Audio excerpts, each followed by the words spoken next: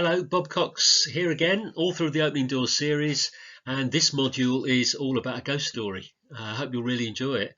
It's called A Ghost Mystery for Flaxman Lowe. It's called Baelbrow, and it's by a mother and son writing team from Edwardian times called E and H Heron. Let's move straight in. This gives you a flavour.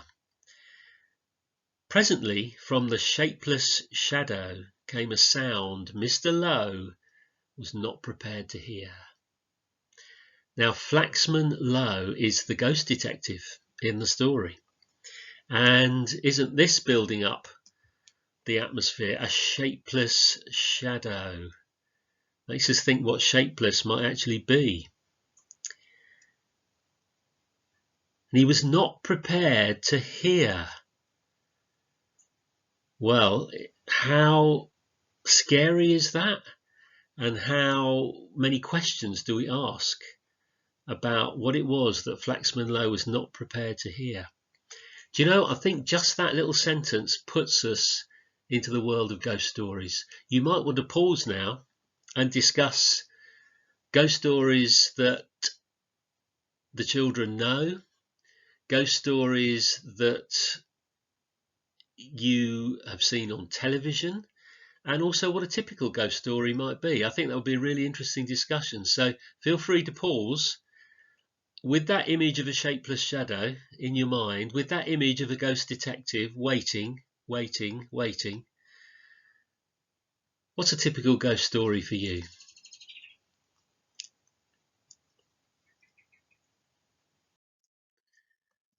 Well, I want to explore something very specific, which is how a writer builds an atmosphere and how a writer builds anticipation, so that a lot of the words and phrasing is directed at the reader to make us ask questions.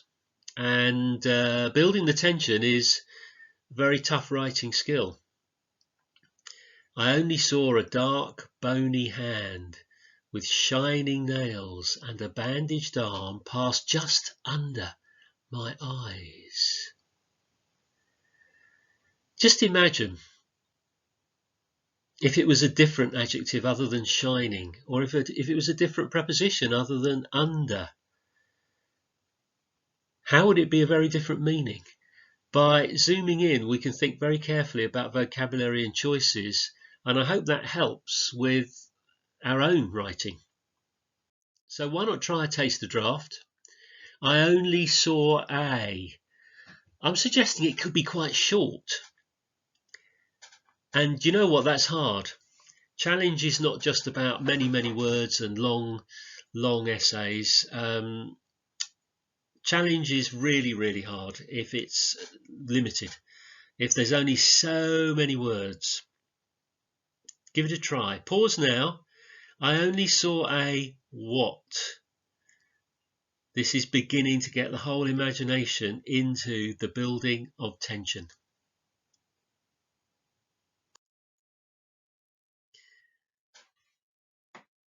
Keep that ready at hand and keep that in your mind.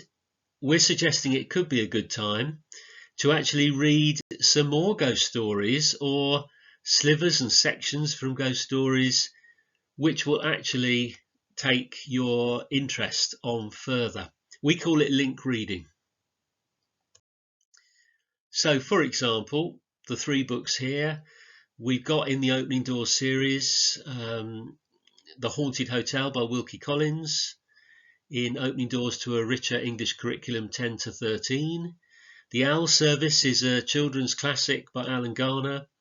The Graveyard Book 2, recently written, really relatively recently, and very popular. Those are 3 examples where you could dip in to actually begin to get very different styles and different ways of building a story. Because to learn about building atmosphere and anticipation, well, the more reading the better, and the more quality reading the better. They're really are terrific stories. We've got some more for you. These all run through the books, link reading. They link in with the curriculum and are directly part of what we think It'd be really good if you could read, but choose the ones that look the best. Some of them are short stories, some of them are slivers and extracts, some of them are a bit harder, some of them are a bit easier. So we always just provide a range. What about the story? Let's go back to the story itself. Now, the Swaffham family live at Baelbrow.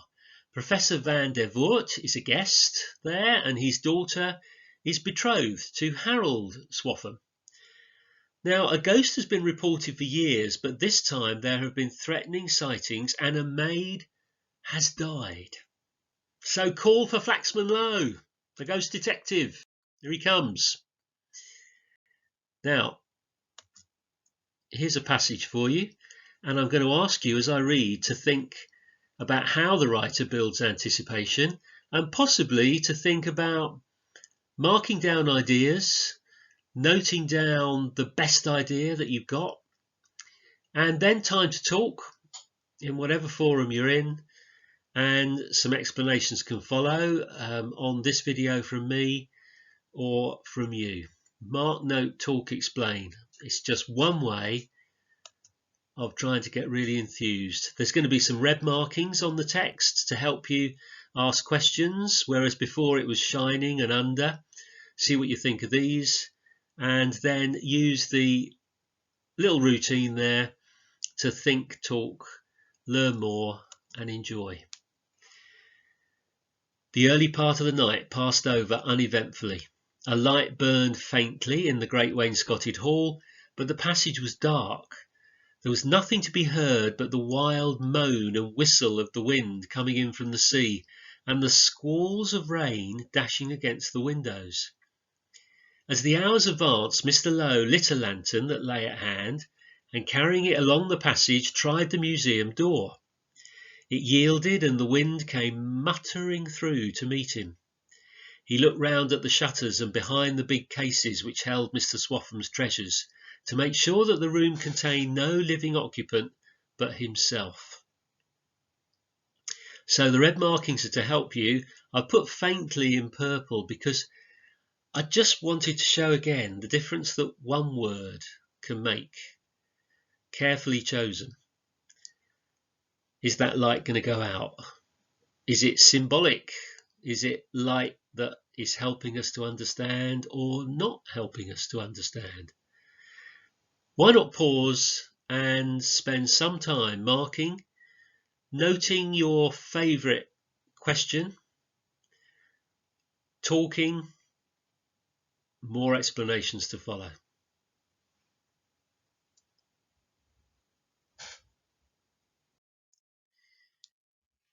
Got a second example here for you. You might want to do more independently on this one. The story continues. Suddenly he fancied he heard a scraping noise behind him and turned round, but discovered nothing to account for it. Finally he laid the lantern on a bench so that its light should fall through the door into the passage, and returned again to the hall, where he put out his lamp and then once more took up his station by the closed door of the smoking room. A long hour passed, during which the wind continued to roar down the wide hall chimney, and the old boards creaked as if furtive footsteps were gathering from every corner of the house. But Flaxman Lowe heeded none of these. He was awaiting for a certain sound. Well, you might find furtive footsteps is worthy of thought. And what about that semicolon there, splitting up the sentence? That's also showing punctuation, helping with the atmosphere. And suddenly and finally, adverbs and adverbials which help to link, and they help with that building of atmosphere. So why not pause and once again apply the same thinking? How does the atmosphere build? How does the anticipation grow? Should be learning a lot now, and you might want to do a taster draft too. After a while he heard it. Or again the wind rose and blew in heavy gusts about the house till even the flame in the lantern flickered. Why not imitate the style? As you've learnt more, why not write a paragraph to build the mood of threat? Pause here to do that, and then we're going to see how that is indeed incorporated into the text.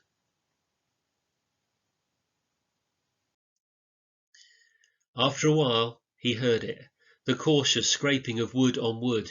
He leant forward to watch the museum door.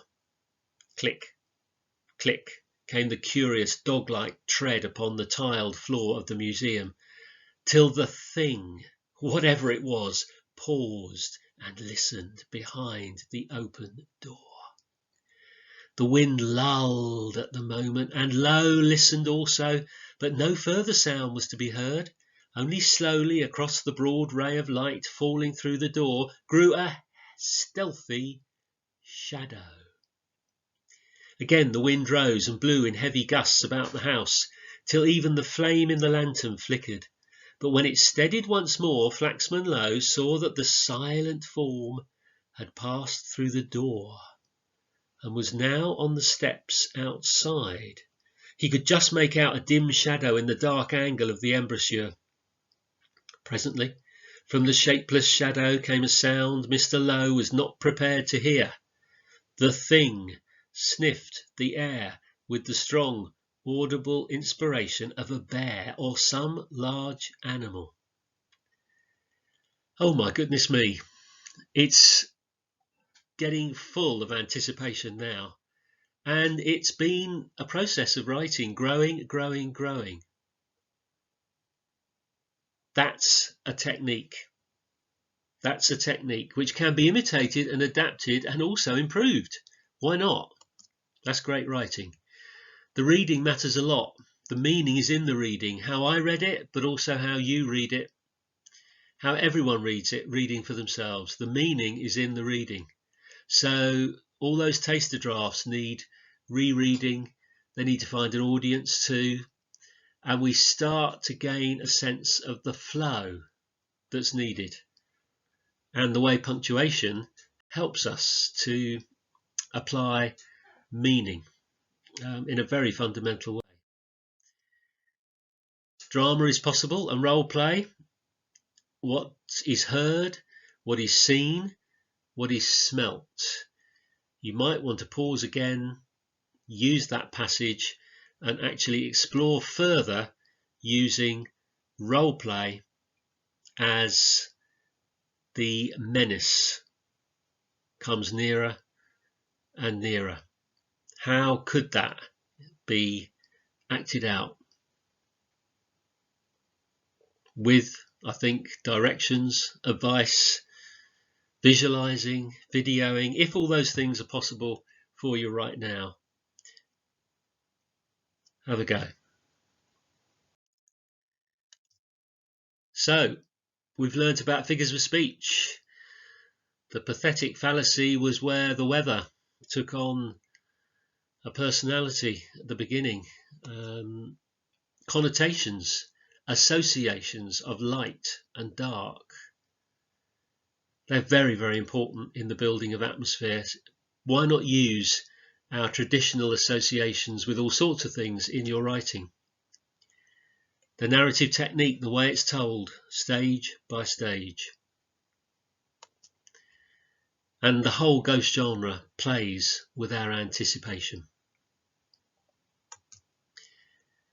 Right throughout this module, there will have been all sorts of new words explored, played with, all sorts of questions asked. It's deep, rich, and exciting learning. Choose from these to develop one of those taster drafts or choose a new title. I won't read them all through, but I've always liked The Bandaged Arm. You could write your own Flaxman Low story, but keep focused on anticipation and the building of atmosphere. That's where we're trying to improve writing. You can get more support about me as a writer and presenter, or remember all our online modules and of course the full Baelbrow story, because you will want to know what happened when the ghost arrived, and there it is, online, available to you. We'd like to hear from you. Please send your work to me. We can host it via our wonderful publishers, Crown House. And these are the 5 Opening Doors books, and we hope that you will really enjoy them. And thank you very much for trying to write your own ghost story.